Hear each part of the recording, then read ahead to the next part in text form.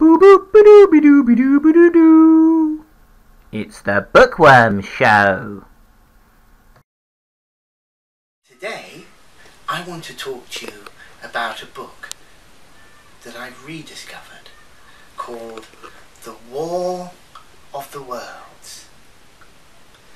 Now, this particular edition is the Everyman edition. It's a very comprehensive edition and has some very good chronological notes. I also love the fantastic Art Deco design of the cover. I stare at it for some time before I start reading the book, just because I find it fascinating. Anyway, The War of the Worlds was written by H.G. Wells back in 1895, and that in itself is amazing. I love science fiction, and when I started to read this book, I became aware of just how amazing Mr. Wells' writing actually is, and how so far ahead of his time he was with The War of the Worlds. Now, I suspect we're all probably pretty familiar with The War of the Worlds. Certainly we must have heard of the film, a colour film, I think starring an actor called Barry, can't quite remember his name now, but that was set in the 1950s. And recently we've also had a film with the short actor, what's his name? Tom Cruise, that's right, and that was set in more modern times. We mustn't forget the iconic War of the Worlds by Jeff Wayne. That had the wonderful resonant voice of Richard Burton. He made a fantastic voiceover for it, but effectively it was a musical version. Now, the interesting thing is about The War of the Worlds is just how, as I say, amazingly ahead of its time it was. People don't realise that the actual book is set during the 1800s.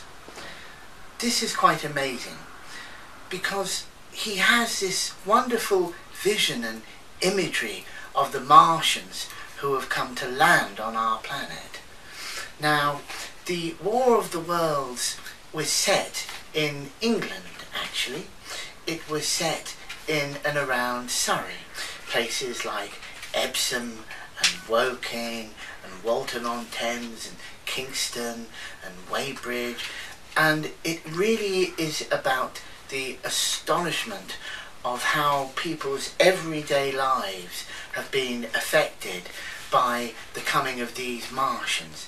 In a way, people weren't worried about it in the book. They were going about their lives on a daily routine as if there was nothing wrong at all. But as the Martians started to show their true intent by building these amazing tripod machines that spat out beams of fire that decimated everything in their path, it became apparent to the whole of the world that this was a very serious situation. I think The War of the Worlds has got so much resonance for today. Just the title, The War of the Worlds. I feel that this publication also shows very much the perhaps inhumanity to man that we have towards each other. The Martians, of course, were perceived during a 1938 radio broadcast by Orson Welles as being perhaps a real thing. They thought it was actually happening at that time. They were listening to the radio broadcast, but they didn't understand that it was a radio broadcast. They thought it was a real report happening at the very time, and it was called The Night That Panicked America, where they were running out of their houses and they were wrapping their heads in towels to escape the awful black smoke that the Martians were emitting from their war machines. I'd like to read you a little bit, just quickly, because it's just so wonderful. If you could just bear with me, I'll try not to bore you too much. Then came the night of the first falling star. It was seen early in the morning, rushing over Winchester, eastwards, a line of flame high in the atmosphere. Hundreds must have seen it and taken it for an ordinary falling star. Alban described it as leaving a greenish streak behind it that glowed for some seconds. Denning, our greatest authority on meteorites, stated that the height of its first appearance was about 90 or 100 miles. It seemed to him that it fell to Earth about 100 miles east of him. Even the opening seemed to have a normality to it. But as the book goes on, it becomes apparent that these Martians were an intellect far above our own. They proceed to go on with their plans of invasion, and the protagonist talks to us in the first person and describes his journey, how he tries to get his family to safety, how he is left alone, and what happens to him over a period of hours and several days. I won't go into the finality of the book. I won't give away any secrets to it, because this as a story really does need to be read. I believe that this publication, The War of the Worlds, in whatever edition you decide to read it in, is going to really entertain, and you will be so surprised at how brilliant both the writing is and how far ahead of its time The War of the Worlds really is. Now, if you get the chance, please do read War of the Worlds. In fact, read anything and everything you can.